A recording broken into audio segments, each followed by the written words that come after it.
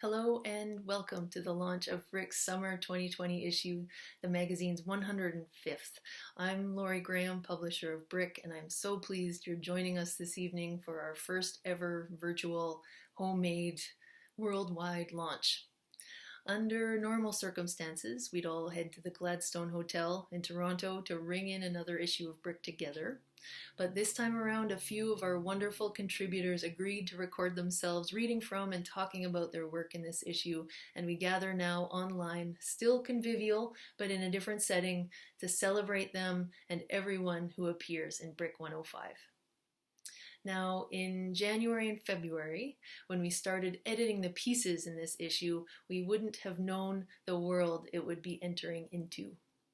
And as we worked from our homes through the spring, I found the pieces in Brick 105 speaking really resonantly and usefully to our present moment of pandemic and urgent and necessary protest. And you're going to hear a bit of that tonight. So before I pass things to our host, I need to give some thanks to Brick 105's contributors for lending us their beautiful words and their art, to the Canada Council for the Arts and the Ontario Arts Council for their ongoing support and their augmented support this spring, to Managing Editor Alison Lasorda, Assistant Editor Sarah Melton, and Art Director Mark Bick for their incredible work and dedication through some tricky and improvisational times. Please give them a round of applause from your couches. To Brick's editorial board for making this and every issue of Brick what it is, Dion Brand, David Cherry-Andy, Michael Helm, Liz Johnston, Martha Sharp, Rebecca Silver-Slater, and Madeline Tien. And thanks also to you for watching tonight, for reading, and for supporting this magazine. If you enjoy what you hear and see this evening and are thinking you need a little more Brick in your life and are in a position to do so, please do go buy the issue, subscribe, give Brick to a friend, buy a tote bag, or donate. We need you to help keep Brick going. So now let me present our host, Eleanor Wachtel, who will be introducing our guests and telling us a bit about her contribution to Brick 105. This fall, it will be 30 years since Eleanor launched Writers & Company on CBC Radio. She's also the host and moderator of the Toronto International Film Festival's Books on Film series, now in its 10th season. She's published many volumes of her interviews, the latest being The Best of Writers & Company, published by Biblioasis. Here's Eleanor. Hi, I'm Eleanor Wachtel. One of the highlights for me last fall was an onstage interview with Masha Gessen at McMaster University. I've been following Gessen's work for decades. In fact, we first met in Moscow in late 1998 when the country was in serious crisis and I was doing a special series. More recently, I've been reading the columns in The New Yorker, admiring Gessen's astute and original analyses of the world, and especially Trump. Clearly, it's Masha's experience of the autocrat Putin that's given them the edge in understanding the President of the United States. So I was looking forward to seeing Masha again. But what surprised me about that onstage interview was how witty and disarming Masha was. I mean, I knew Gessen was smart and articulate, but I wasn't expecting the humor and the warmth. That's the good side. But if you want to get really depressed, Gessen's new book about Trumpism, called Surviving Autocracy, has just come out. Here's a quote. "We could have imagined, but we could not have predicted that a pandemic would render Trump's arrogant ignorance lethal." But enough about me and Masha.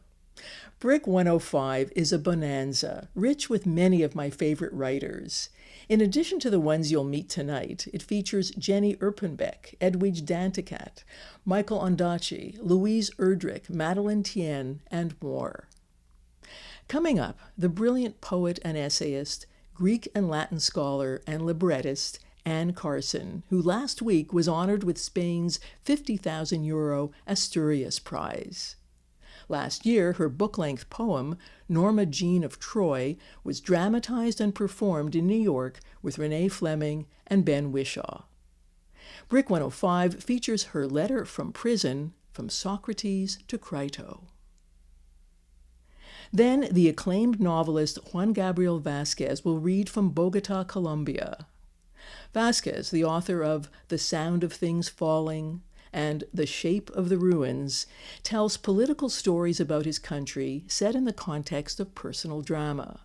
His work has been published in 30 languages. Here he presents part of a talk he gave at the Barnard International Artists Series. To close, Brick contributing editor Teju Cole, the author of Open City, Blind Spot, a collection of essays called Known and Strange Things, and a photo book, Fernwa, that was just published in February. Teju teaches in the English department at Harvard University. He's had a regular photography column in the New York Times Magazine. This evening, you'll hear him in conversation with photographer, journalist, and filmmaker Joe Penney about his photographs of life in Niger, which, as Cole writes, is one of the places in the world where the present global predicament is most directly visible. But first, Lina Meruane, a Chilean writer and scholar who teaches at New York University. Among her books in English are the novels Seeing Red and, forthcoming from Grey Wolf Press, Nervous System. Here's Lina. Via die Deutschen by Lina Meruane, me, and translated from Spanish by Andrea Rosenberg. Checkpoints. We came from different countries and a variety of disciplines. Our bodies ran the gamut. An outspoken Greek activist, a young white Egyptian filmmaker, two Senegalese rappers, one slimmer and quieter and darker than the other, a professor of Indian art and her Indian via California husband, also a university professor, a German philosopher with tousled red hair, the Palestinian writer, me, and the actual Palestinians, the curator who'd summoned us all from Berlin, the historian who'd returned from Chicago and was teaching at a local university on an expired visa, the feminist anthropologist from Jerusalem, a photographer with a thick salt and pepper beard, and a journalist only recently released from an Israeli prison. And we were occasionally joined by experts who could explain the most incomprehensible political events. We had come together to share a week of rising at dawn in a little hotel in Ramallah. 7 days of overeating and excess coffee, of chain-smoking cigarettes just so we, foreigners, could tolerate the difficult life that Palestinians endure every day. We would be piling into a brightly colored minibus for our outings, avoiding the exclusive Israeli highways and using instead the Palestinian roads periodically interrupted by fixed and mobile checkpoints that were not crossings, as the Israelis claimed, but points of control, of capture, of interrogation, of enervating waits. We would stop at these masams, show our passports, and continue along dirt roads. We would visit orchards, walls, whales, contested mosques, beehives amid rubble, houses in ruins, occupied houses, wastelands, barriers dividing towns and families, masams that were certainly not crossings, since it was no simple thing to move through them, rows of semi-detached houses in the settlements, the red-roofed Israeli neighborhoods, masams.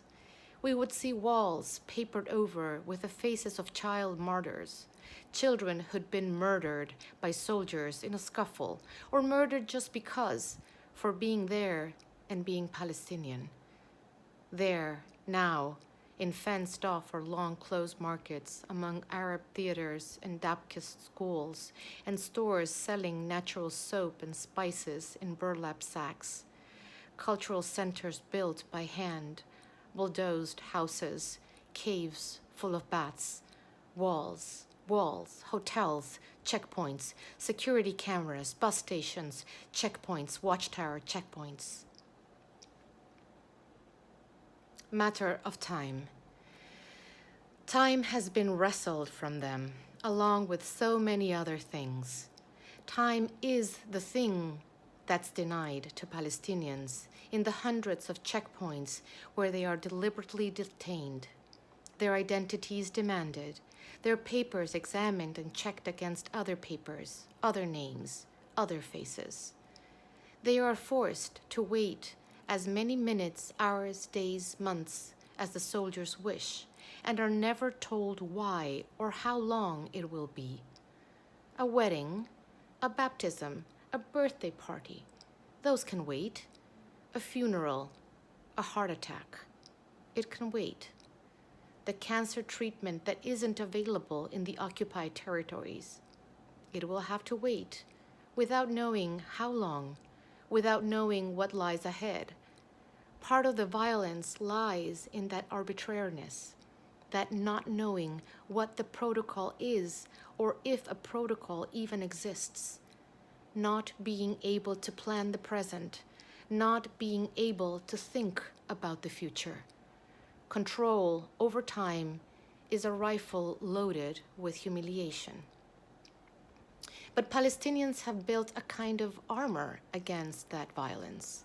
Knowing that the soldiers are seeking their impatience and desperation, they've developed counterattack strategies.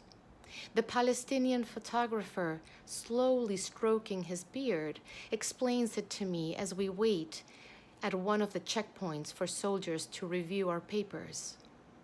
We, Palestinians, have learned to relish extreme slowness, he says, his black eyes glinting in the sunlight. If they tell us to move, we comply only very slowly. If they order us to stop, we allow our bodies to go heavy, while our minds disconnect. We drag our tongues during the interrogation, rummage around for our papers for a long time, claiming that we can't find them. We are no longer troubled by impatience. Immediacy has no appeal. Speed, the swiftness that characterizes destructive capitalism. We simply space out, he says. Safin, he says. And I'm surprised to discover that this idiom, literally to be on the moon, appears in so many languages, that in so many places, among so many unarmed people, inhabiting a parallel reality means not to be excluded, but to endure. Bishu Safin? To stare off into the distance. Leish Safin Viyi? Paradoxical though it may sound, the Palestinian photographer continues, if we waste time or get lost in time, the soldiers can no longer wield time against us. They can't use something to harm us if we refuse to care about it. And we strike back at the soldiers by making them waste the very time they try in vain to snatch from us.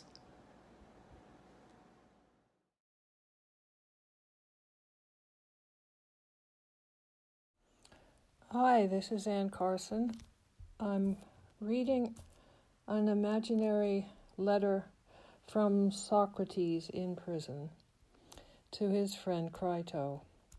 Socrates, in 399 BC, as you probably know, was charged with certain crimes against the state and put in jail. They thought he was dangerous or demented. Eventually, he was convicted on a capital charge and put to death. So this letter supposedly is one he wrote from jail to Crito 3 days before his death. Dear Crito, don't come today. If you do, I'll have to pretend to be asleep or ashamed or explain why I sent my wife home. Tears are all about the weeper, aren't they? My kid has more sense. She was here, took one look around, said, "It's really damp in this place. You need a hat." Came back a half hour later with that woolly cap you gave me last winter. I like practical people. My death is set for 3 days hence. There's nothing you can do. But let me thank you for the hemlock. I know it wasn't cheap, with the bribes and the tax. But God, it's better than the other way, the so-called bloodless crucifixion, with the stakes and the iron collar. No one wants to see another person die like that. Crito, you'd have nightmares for years. And I sort of like the idea of just numbing out. I've been numb for years, according to my wife. It was the only way to bear her. Oh, that was unkind. I've been unkind for years. At home, anyway. Funny how the worst self comes out there. But my life is guys, you know that, guys and drinking. I'm a talker, I believe in talk. Rip the lids off, let all the cats out of all the bags. Though most of what I say is just common sense. Do I frighten people? Saying there's no back wall, nothing between you and your heart of darkness. Or if there is, you can't pray to it, you can't write poems about it, you can't compete for its love. It smells of terrible plans and non-existence. Sorry, that was dramatic. Speaking of terrible plans, though, don't let Plato come to visit me today either. He'll start quoting stuff I said in the old days. I shudder to hear it. He'll lecture me on the law. It's not the law putting you to death, it's the lawyers, he'll say. And I'll say, nice distinction. Then he'll go on about swans or gymnastics or who knows what. He'll go on, go on, go on. Whenever I talk to our dear Plato, I feel I'm drifting into eternity. You know what I mean? Or maybe you don't. You're an odd one, Crito. You look like Bob Dylan with your little gold eyes and your skinny arms. And you just love arguments, am I right? When did I stop caring about arguments? Because I did, I stopped. My mind is blank as bread. Maybe it's the hum in here, that humming. Do you hear it? Is it in the walls or in my ears? Voices, voices. It's there all the time, voices with no words. It drowns out every other sound. Remember the old days when they'd play Iggy Pop all night to break the prisoners down. That was when the war was on. The beast is dozing now. Anyway, if you were here, I might not be able to get what you're saying. On the other hand, beloved Crito, if you do come, can you bring another one of those woolly caps? I gave mine to the guard. He looked miserable. It's really damp in this place.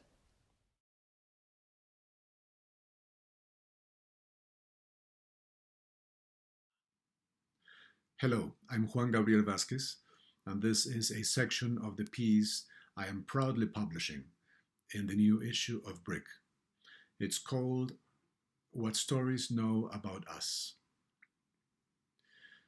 Henry Fielding remembers somewhere that the Latin word inventio, in its etymology, means to discover. Fiction discovers the past in Proust or Yourcenar, the present in Joyce or Woolf, the future in Orwell or Atwood. Without Garcia Marquez or Borges, whole territories of the human experience would be unavailable to us. In a sense, what we call human experience is the summation of our stories, the stories we tell, whether they are made up or not.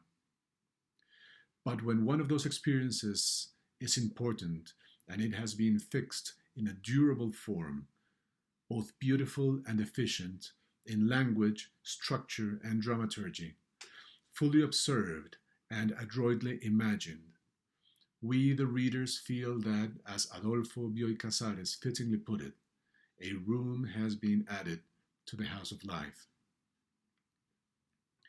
We read fiction because we are thirsty for knowledge of a particular kind that we can't get elsewhere. Or should I say with a little hubris, that only happens in imaginative writing. The things we learn in fiction can only be found there. The myth of Sisyphus, Albert Camus's philosophical essay about the concept of the absurd, doesn't offer us the same kind of information that is to be found in The Stranger which is usually taken to be a narrative discussion of the same themes. But fiction is never about one thing only. Its concerns, because of the way imaginative prose goes about its business, are ambiguous and often contradictory. We read The Stranger because it satisfies different curiosities than the myth of Sisyphus. Meursault's story speaks to a different part of what we are as human beings, among other reasons, because it is Meursault's story, not Camus's meditations. Most importantly, because where the philosophical essay tries to provide an answer to difficult questions, the novel is reticent. It denies the reader any kind of definitive resolution. Why did Meursault kill the Arab? We'll never know. But it is through that withheld motive that the novel says what it has to say. Why was Joseph K. arrested? We'll never know. But if Kafka had given us an answer, shoplifting, say, or possession of pornography, the trial would not be the visionary fiction it is, capable of discovering a new world so distinctive and necessary that we had to invent an adjective, Kafkaesque. If we had that little piece of useful information, the trial wouldn't read today as a port of entry to an undiscovered country, but merely and woefully as a very weird version of Les Miserables. Thank you.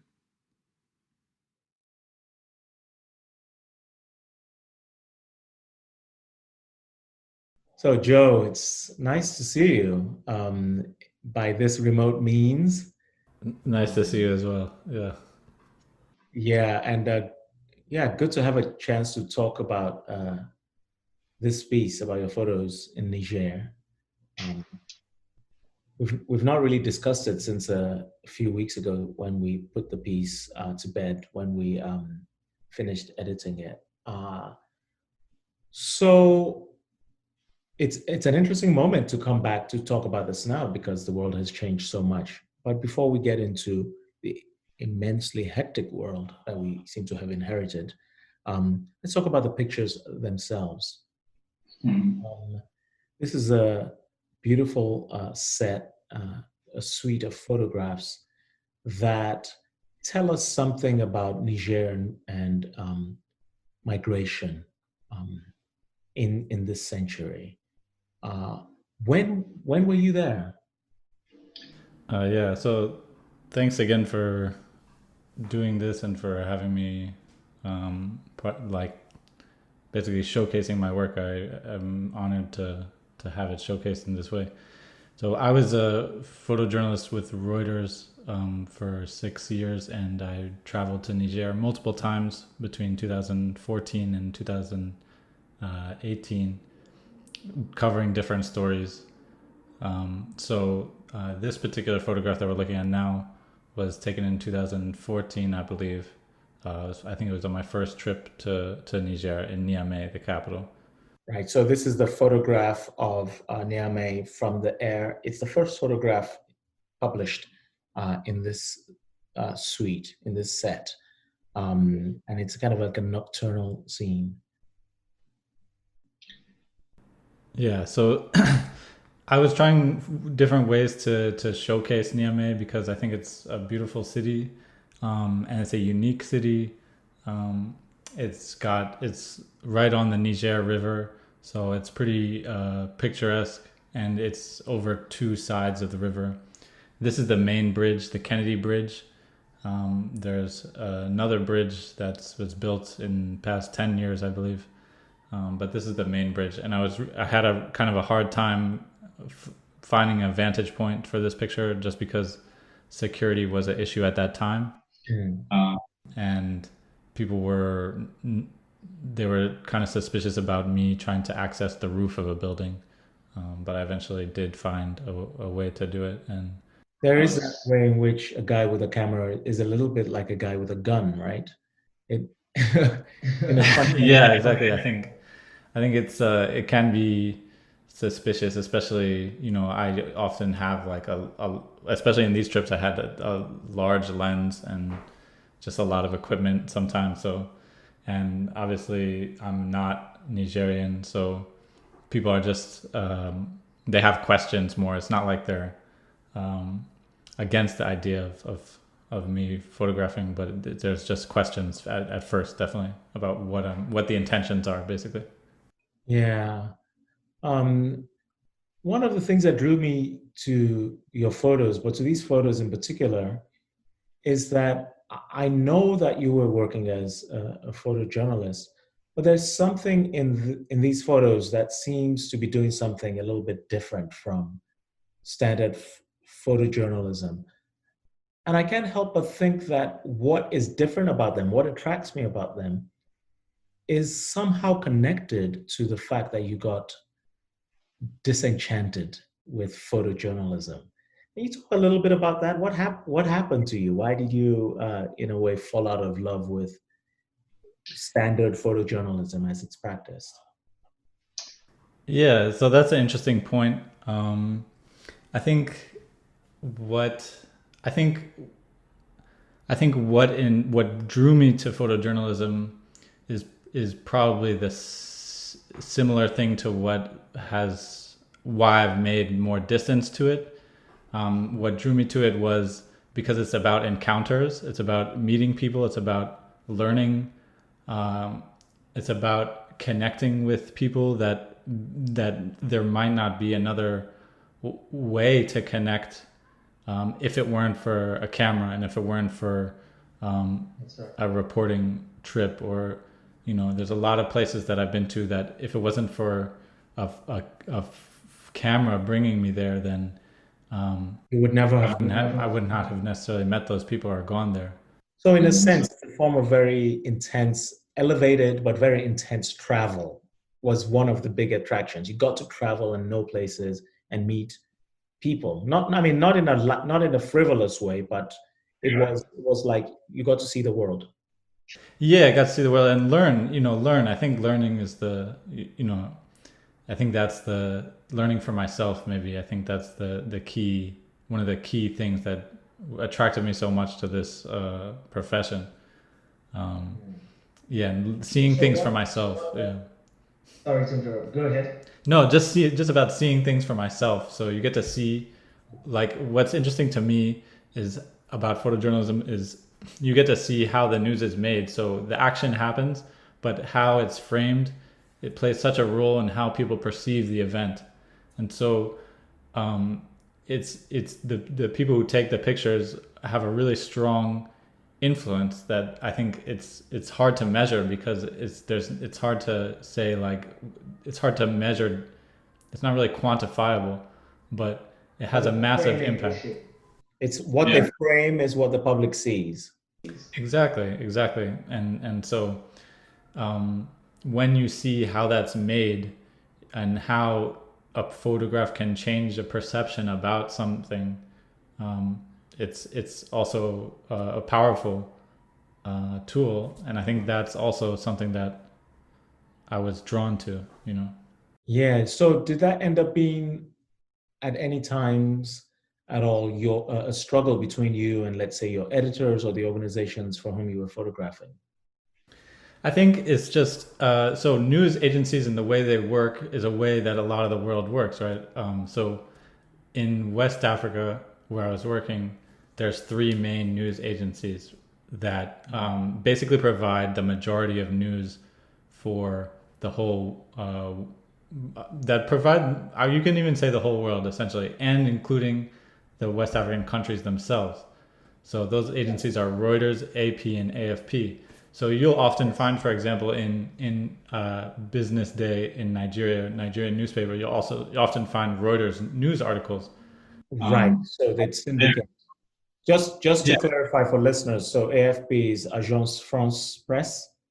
Yeah, exactly. And AP is Associated Press, it's American. So Reuters is, although technically now it's Canadian, but before it's a British company essentially.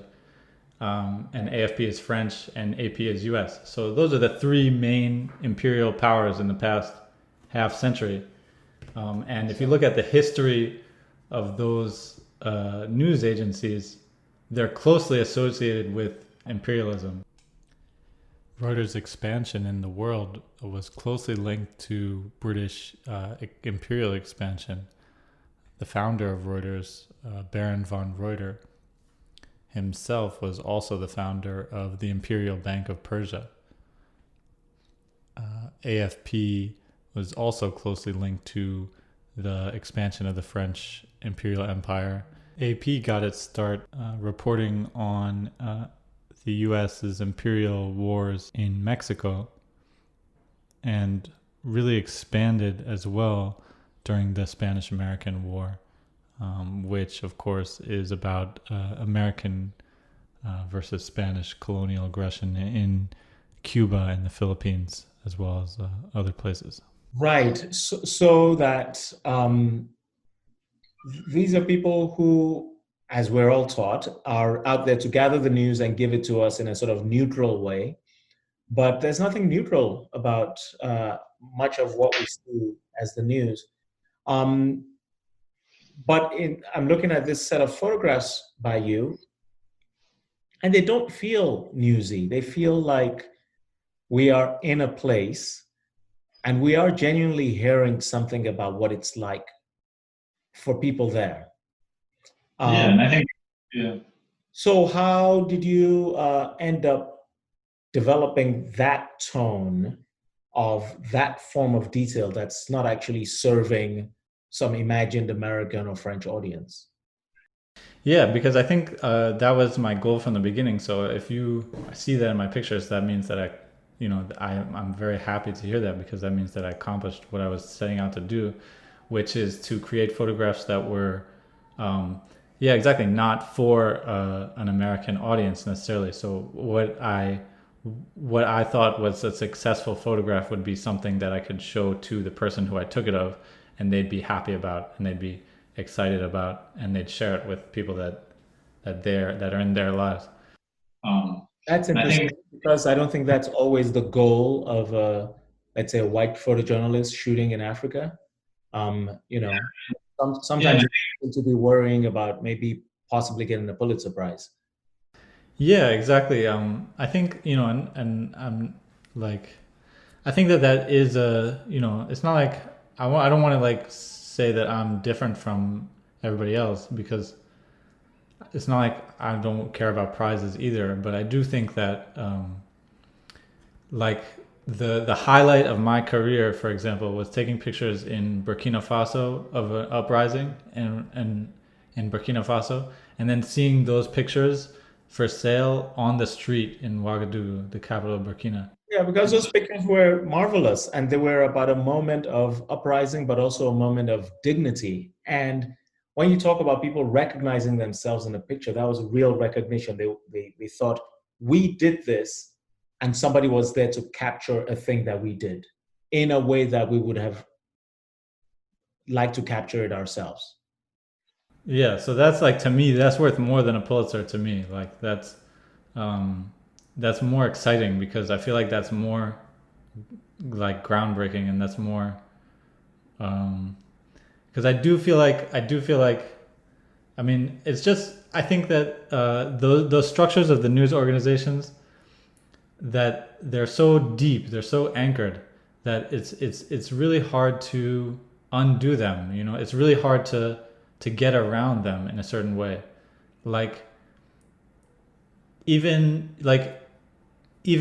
So I didn't know, for example, any non-white British male bureau chief at Reuters in the time that I worked there. Right. But these are men who would all sort of think of themselves and describe themselves as professionals. Again, they're very objective in their approach. Yeah. It's not possible, not if it's replicated generationally like that. Yeah, exactly. I think it's just it's a reinforcing network of promotion of people that look like you and share similar, just so many different things. Just share similar schooling, share similar outlook on life, share similar life experiences. And I think like that people tend to promote people who they would feel comfortable getting a drink with rather than necessarily the promoting and nurturing talent. I think, or somebody who would bring a genuinely different perspective. Yeah, who would challenge their perspective. I think that they're changing. That's changing, but at the same time, it's so slow, the change, that it's kind of, it's pretty marginal actually. Yeah. So this set of photos in Niger that we had our conversation about for BRIC, we see people waiting to migrate. We see people migrating. We see people who drove the trucks who were now out of work. We see people attempting new forms of labor that's not connected to the migration industry. That's difficult. We also see women at a party, scenes from daily life, and Nigerian soldiers who are involved in trying to prevent people from migrating. So a pretty wide ambit to all of this. This is a long-term project that you worked on over many years. And yet, in this present moment, so many of these issues seem to have some kind of bearing on what we're thinking and talking about right now. The main one, of course, being this question of Black autonomy and Black dignity vis-a-vis majority white nations.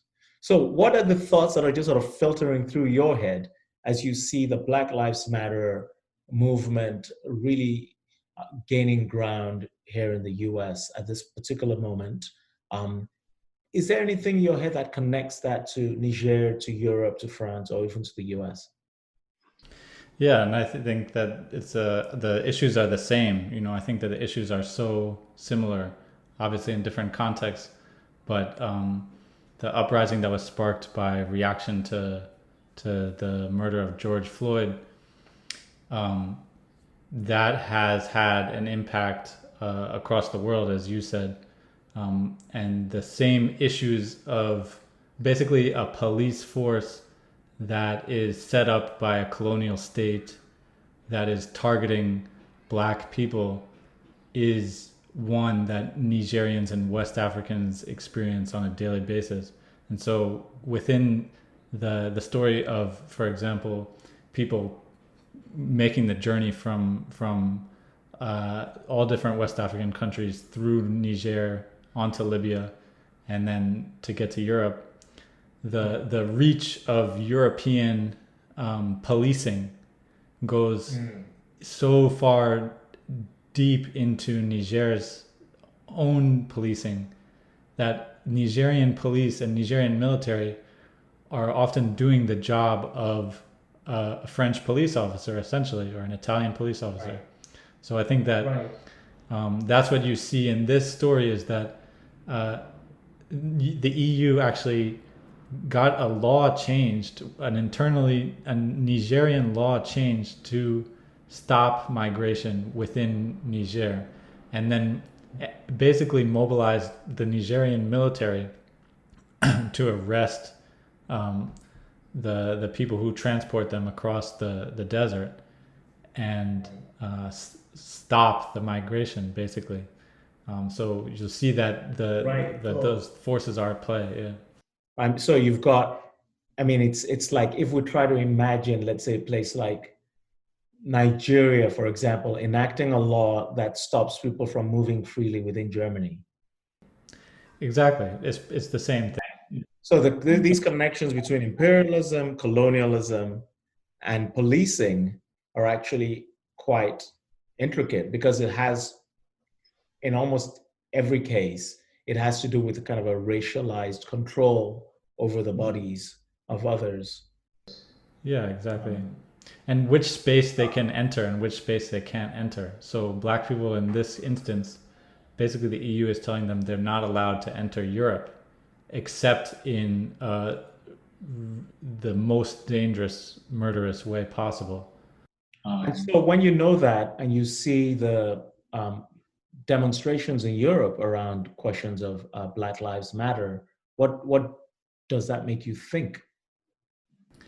Yeah, so I think there's a couple of different factors at play, right? Like France, for example, France's rally was organized by Assa Traoré, who's the sister of Adama Traoré, who was killed by Parisian police in 2016. And so they localized the issue then. Yeah, I mean they have it's the same issue that they have is the same issue that people have in Minneapolis, that people have in New York, that people have in Oakland and all over the world.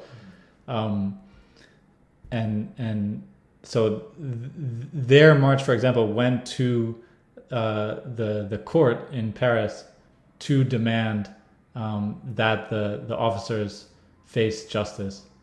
So that was a particular demand that mobilized. I think it was one of the biggest marches in Paris in a long time, and that's quite saying a lot because French love to protest. Yeah, that's right. But what about other places in Europe? Yeah. So I just said, like, so for example, I saw big like marches in Ireland, in Berlin, in Holland. Yeah. There are groups, and I think there are groups who have been mobilizing for anti-racist causes for years in all of those places, and that have probably organized. So for example, the ones in Amsterdam, I was told, were organized by the same protesters who protest against the blackface. Zwarte Piet. Yeah, exactly. But you'll see that those protests, for example, never received the amount of people as the one that we saw in the picture in Amsterdam. That's right. Because it's convenient to have something distant, like some other bad police force over in the US. Yeah, I think so. It's easy for, I would say, for white Europeans to externalize racism and not really see the same impact of racist policing in their own countries. Absolutely. Well, for me, it feels like both a moment of hope and a moment of caution, you know. What I'm really trying to think about right now is how to, at the same time, not get, how at the same time to lower my expectations without limiting my imagination, you know. Yeah. And, you know. I think that's I think that's wise. I think because it's even the what they called the disbanding of the Minneapolis Police Department, it's let's wait and see as well. Let's see the details. Yeah, because I think it's easy for politicians to make announcements about what they're going to do. It's much harder to see the actual steps that have been taken. But I think it is a moment that has, what I tried to think about for myself is what it's opened up is a lot of imagination about what's possible in this world. I think in our lifetimes. So like just for example, the idea of abolishing the police was not something that was in a mainstream media like even a year ago. Right. But now it's out of that box and it's not going back into the box. A lot of people at least having to engage with it. Exactly. The idea of reparations is also becoming more and more of a mainstream idea. There's a lot of so it's an expanding of what is possible in the collective imagination that I think is the most positive thing, I think, from the. Yeah, well, I think it all comes about because so many people worked in so many ways to make so many things visible. It's a real collective effort. And I was really thrilled to engage with these photographs and, to imagine freedom in all the possible ways that we can. So thank you, Joe. Nice to talk to you. Thank you, Teju. Yeah, looking forward to the next time I'm actually allowed to go down to New York City and see you in person. Exactly.